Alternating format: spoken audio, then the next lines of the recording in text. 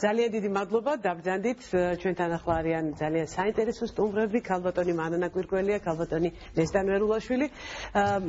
როგორც უკვე მარიამმა დაანონსა, თქვენ ალბათ გახსოვთ, რომ ჩვენ დღეს პირველ ნაწილში ვისაუბრებთ ქალ-პატიმართა სპექტაკლზე, რომელიც გაიმართა რუსთაველის თეატრში გუშინწის ზუსტად 5-ში პირველ საათზე ვესწრებოდით ჩვენ ამ ღონისძიებას. მინდა გითხრათ, რომ საკმაოდ ემოციური იყო ეს ყველაფერი. ნამდვილად ძალიან სასიამოვნო იმითი, რომ შედგა რაღაცა ურთიერთობა დარბაზსა და ქალბატონებს შორის. მე ერთი მომენტი ფაქტიურად მთელი სპექტაკლის განმავლობაში მან საერთოდ არ ქონდა იმის შეგრძნება, რომ არა პროფესიონალი მსახიობები იდგნენ სცენაზე. სრულიად შევედი აი ამ სამყაროში, რაც მათ წარმოადგენეს. ძალიან დიდი მადლობა მობრძანებისთვის და პირველ რიგში იდეა საიდან წამოვიდა და როგორ ჩაეყარა ამას საფუძველი. მადლობა მოწვევისთვის. იდეა გამიჩნდა დაახლოებით 2 წლის წინ. მე შევადგინეთ პროექტი, გავაკეთეთ პროექტი. მივედით ფონდ ღია საზოგადოება საქართველოში და მინდა ძალიან დიდი მადლობა გადაუხადო ქეთი ხუციშვილს, რომ ქეთი ხუციშვილმა პირდაპირ კბილებით გაიტანა ეს პროექტი, რომ არა ის დაფინანსება ჩვენ ვერაფერს ვერ შევძლებდით. ამის მერე ცოტა გაგრძელდა, გაჭიანურდა ეს რაღაცა სიძნელეები შეგვდა, იმიტომ რომ რაღაც სიახლე იყო ეს და ეს ადვილად ვერ მოხერხდა ეს ყველაფერი. მაგრამ საბოლოოდ მივადექით მეხუთე ქალთა კოლონიას, დაწესებულებას, დიახ. ამასობაში მე თანამოაზრეები მოვუძებნე, იმიტომ რომ მარტო ამ საქმის გაკეთება შეუძლებელი იყო, იმიტომ რომ მე ვფიქრობდი კაცების კოლონიაში გამეკეთებინა პიესად შერჩეული, ყველაფრის გადაკეთება მოგვიწია და ჩემ მეგობრებს დაუკავშირდი, დრამატურგ ქეთი პატარაიას, ფსიქოლოგ ქეთევან მაყაშვილს და რაღაცა შეიკრა გუნდი. და მივედით ქალბატონ ნესტანთან. და აი იქიდანვე როცა შევხვდით ქალბატონ ნესტანს და უთხარით აი ეს იდეა და მოგვისმინა, აი ხაც ამაზე ვლაპარაკობდით, დაიწყო ჩემთვის სტერეოტიპების მსხვერპლება.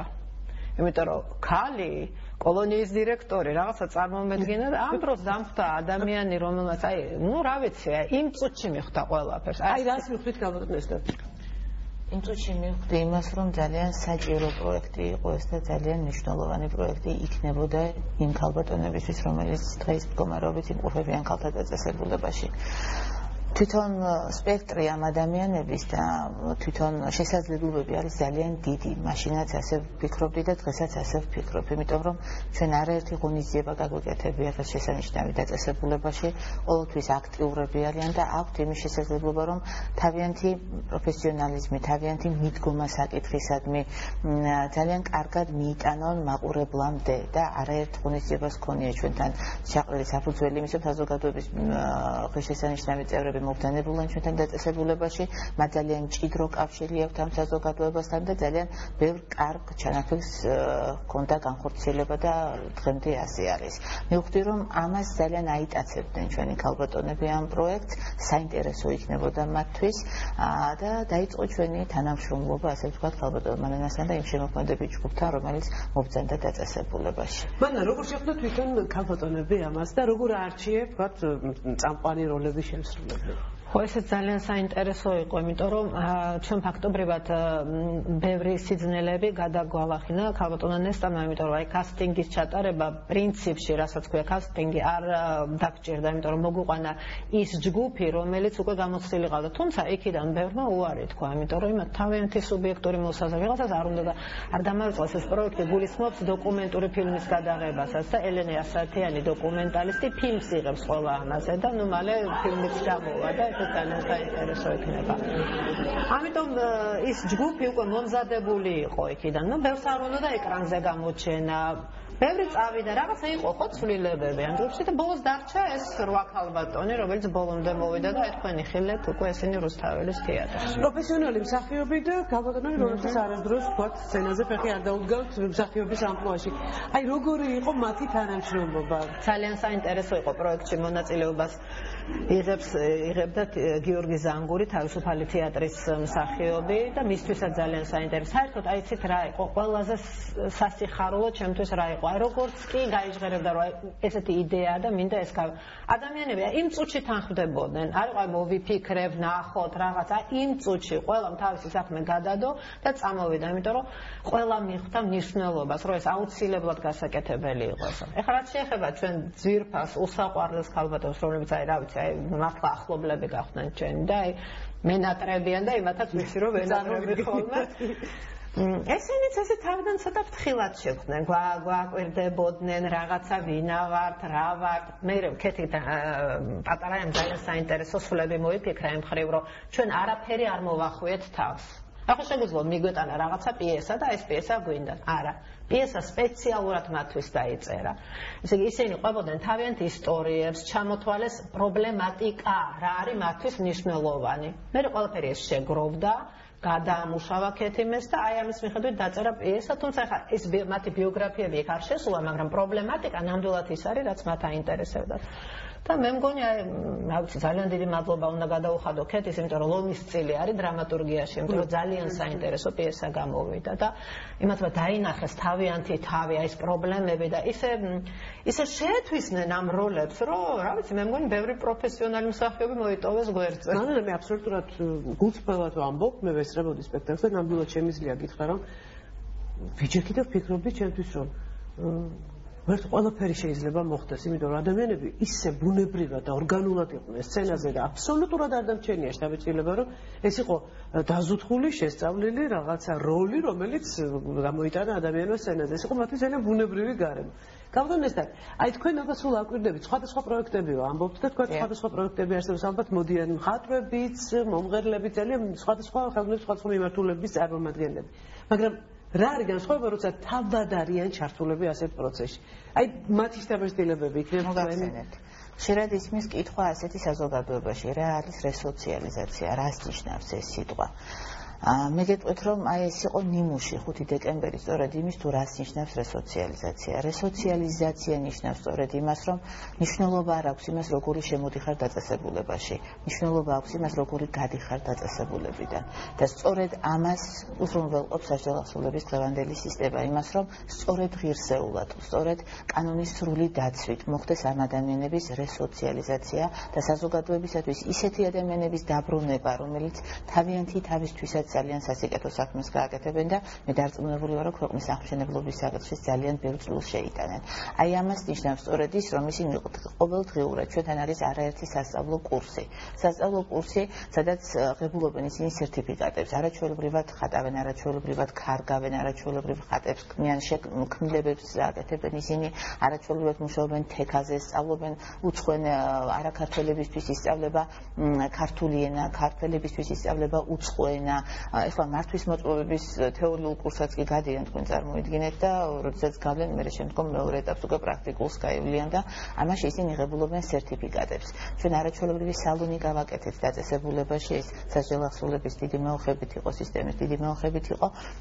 სადაც დასაქმებულები არიან ეს ქალბატონები, კურსი გაიარეს სტილისტის, დაეუფლნენ ამ პროფესიას, შემდგომ მათ სერტიფიკატები გადაეცათ და უკვე პრაქტიკაში ახორციელებენ აბსოლუტურად უსასყიდლოდ, იმიტომ რომ ისინი სამეურნეო მომსახურებაში არიან ჩარიცხულები, მათ სახელმწიფოს კარგზე ერიცხება 160 ლარი ხელფასი, რასაც ხელზე იღებენ, ხოლო მსჯავრდებული ქალბატონები აბსოლუტურად უსასყიდლოდ ლამაზდებიან და ეს არის ერთობ ძალიან კარგი საქმე. ეს არის ნიმუში იმის, რომ გვაქვს არაჩვეულებრივი სამკერვალო, გვაქვს ყველა პირობა იმისთვის, რომ ადამიანებმა იფიქრონ აი იმ შემოქმედებაზე და მიიღონ ის მოწოდებული რა პროექტის ქალბატონმა მანანამ მოგვაწოდა და კიდევ სხვადასხვა პროექტები არის, მიიღონ და მოხდეს მათი რეალიზაცია.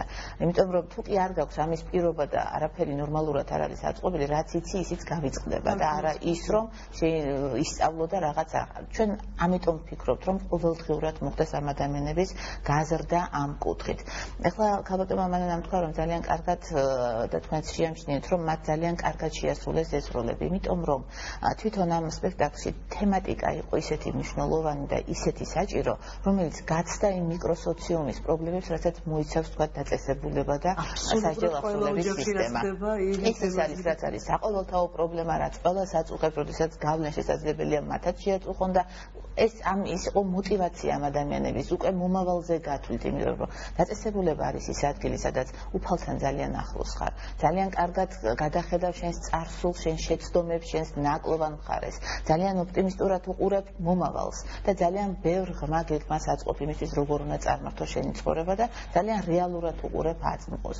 და როდესაც ეს რეალური საკითხები, ძალიან პრიორიტეტული საკითხები, რომელიც ქვეყნად არის ძალიან პრიორიტეტული, ამათმა მიიღეს ეს ერთგვარად რაღაც აი დავალებასავით, არა ისე რომ რაღაც აი მიიღეს დავალებასავით, რომ მათ ძალიან კარგად განავცეს ეს და მიიღეს გაითავისეს ძალიან კარგად. ამიტომ ეს როლი თითოეული მათგანის იყო მათი ნააზრევი, მათი ნაფიქრალი, მათი ტკივილი, რაც გადაიტანა ქალბატონმა ქეთიმ ძალიან ოსტატურად და ძალიან ლამაზად სცენარის ხაზი და მათ უკვე ეს თამაში აღარ მოუწევთ. მათ იცხოვრეს, ასე ვთქვათ, სცენაზე შეიძლება ითქვას. ქალბატონს და სულ ფიქრობდი სპექტაკლის დამთავრების მერე რომ მოვდიოდი ტელევიზიისკენ, სულ ფიქრობდი აი ახლა დამთავრდა სპექტაკლი. მათ ჰქონდათ ესეთი არაჩვეულებრივი საშუალება რომ ურთიერთად თავიანთ ახლობლებთან, იმიტომ რომ მე შევამჩნიე დარბაზსა და სცენას შორის კონტაქტი სპექტაკლის დამთავრების შემდეგ ისინი ძალიან ესე გულით ესალმებოდნენ ერთმანეთს და სიყვარულს უძღვნიდნენ და ეს ძალიან შესამჩნევი იყო და რა მაინტერესებს ის და აი სპექტაკლის დამთავრების შემდეგ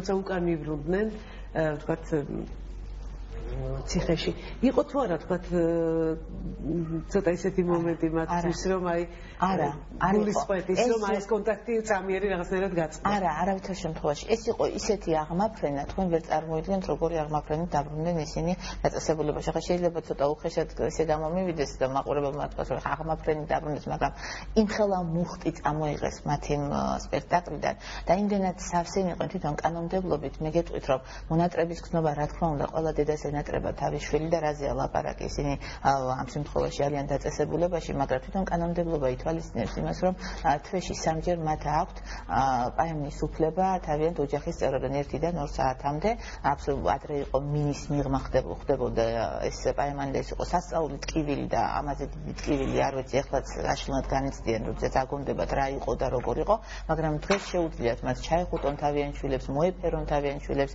მით უმეტეს რომ სატელეფონო კავშირი აქვს და ძალიან ახლო და ყოველდღიური და მათ შეუძლიათ რომ გაიგონ ყველაფერი ასე ვთქვათ ეს რა თქმა უნდა ეს არ არის იმის კომპენსაცია რომ ახლა მათ არიან ენატრებად კი არა გიждდებიან თავიანთ შვილებზე და უწინარესად ისინი არიან დედები ყოველთვის ათვლის წერტილი ჩვენ გვაქვს იმას რომ დედები არიან ქალები არიან და სხვა განცდა და სხვა ის არის მთლიანად სისტემის აი ეს არის სწორედ დღევანდელი სისტემის ძალიან დიდი ღირსება რომ სხვაგვარი თვალით უყურებენ რომ ისინი არიან ქალები და ძალიან ბევრი რამ კეთდება იმის გათვალისწინებით რომ ისინი არიან ქალები და დედები რა თქმა უნდა მაგრამ რა გეგმები გაქვთ კიდევ მომავალში მე ვიცი რომ არასრულწლოვანებთან გინდათ ძალიან კარგი რომ გააზრდეთ იმიტომ რომ აი იქ ეს მცდელობა ჩემი თავდაპირველი ვერ დამთავრდა კარგად იმიტომ რომ მე მესმის ისიც რომ იქ უფრო რთული მდგომარეობა ესენი არიან ჩამოყალიბებული ქალბატონები უკვე რაღაცა ცხოვრება ისინი ეხლა იწყებენ ცხოვრება ფაქტობრივად ბავშვები არიან და აქვთ რაღაცა საშინელი პროტესტის გრძნობა, უსამართლობის გრძნობა, ხო და ეხლა იმათთან სულ სხვანაირად უნდა მუშაობა. მე თუ გვისმენენ ახლა მივმართავ მათ რომ ჩვენ ვიღებთ ამ პასუხისმგებლობას, არ გვეშინია სიცნელის და მოგცენ საშუალება რომ შევიდეთ ამ ბავშვებთან და დავეხმაროთ ამ ბავშვებს. ყველაზე ძალიან ახლა მათ ჭირდებათ დახმარება.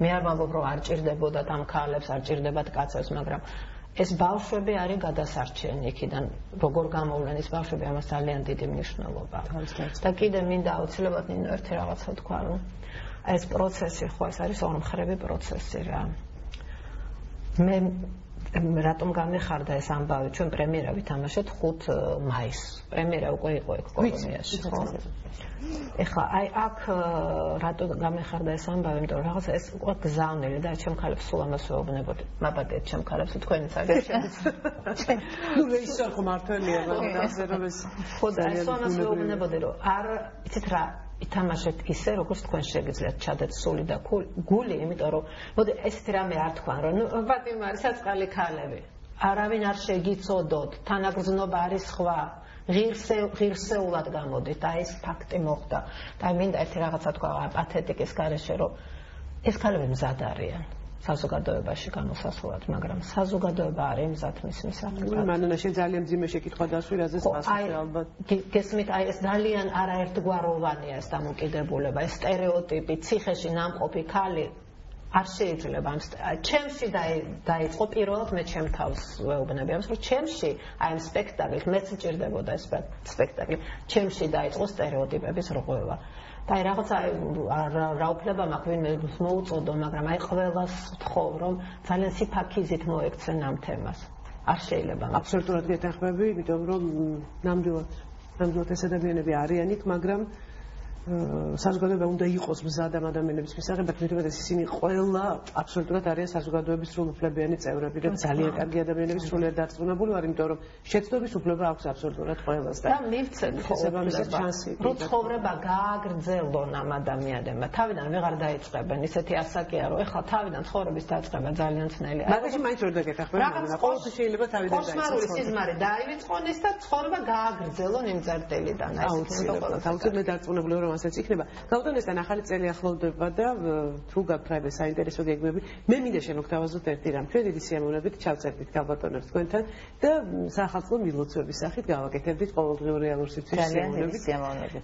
თქვენ თუ გაქვთ რაიმე თქვენ მოფიქრებული გალბატონებისთვის, ეხლა მით უმეტეს ისინი ისეთი მოტივირებულები არიან, რომ მათი გაჩერება ძალიან რთული იქნება. მოთხოვნაც არის სწორედ ასეთი, რომ არ გავჩერდეთ, კიდევ მეტი გავაკეთოთ, გვაქვს რაღაც გეგმები, რომელსაც საზოგადოება აუცილებლად გაიგებს. საწავიდეთ ახლა რუსთაველის სცენაზე ვეთამაშოთ და სასწავლით რატომ თეატრების სცენებს სადალებს ხო შეიძლება რომ თქვა აი ესე მსახიობებიც ძალიან ხშირად მონაწილეობენ თქვა გალბატონებთან ერთად ხო შეიძლება აი ამ ტიპის რაღაც პროექტები ვაკეთებ ჩვენ ასე ერთობლივ პროექტებს ძალიან შესანიშნავი სტუმრები ყოლია ყოველთვის გალბატონი ნაირაგელაშვილი რობიკო სტურონი ჩვენთან გადაიხადა დაბადების დღეს შარშან ბატონ გელა ჩარკვიანს არაჩვეულებრივი საღამო გაუკეთეს გალბატონება და გალბატონმა ასე რომ ეს ქალბატონები მოტივირებულები არიან იმისთვის რომ არ გაჩერდნენ სულ უნდათ ეს შემოქმედებით რაღაც წვაში იყვნენ და საზოგადოებას ძალიან ხმამაღლა უთხრან ძალიან ხმამაღლა რომ ისინი საზოგადოების სრულფასოვანი წევრები არიან და ნამდვილად არც ერთი მათგანი და კიდევ ბევრი მსჯავრდებული ქალბატონი რომელიც დღეს დაწესებულებაში იმყოფება არის ნამდვილად მზად იმისთვის რომ დაუბრუნდნენ თავიანთ ქვეყანას თავიანთ ოჯახებს თავიანთ შვილებს და იყვნენ სრულუფლებიანი და ძალიან კეთილსინდისიერი მოქალაქეები თავიანთი ქვეყნის. აბსოლუტურად გეთანხმებით რომ ეს ასეა და ასეც იქნება. მე უბრალოდ თქვენი გზავნილი მინდა ყველას გადავცე და ყველას გავაგებინო და ქალბატონებმაც გაიგონ აუცილებლად თუ საზოგადოება არის ყველაზე მეტად ახლა უნდა იყოს ყოველ შემთხვევაში მზად იმისთვის რომ თავისი დები მიიღოს, დაიბრუნოს და გააგრძელოს მართლა იმ წერტილიდან, რომელიც წერტილიდანაც მათი ურთიერთობა გაწყდა. მე ამისთვის ყოველთვის პირადად ერთი მოქალაქე მზად ვარ და სიამოვნებით მათ ახლა გადავცემ დიდ მოკითხვას რეალური სივრცის გუნდისგან, საზოგადოებრივი მაუწყებლისგან, ჩვენ ვითანამშრომლებთ დარწმუნებული ვარ.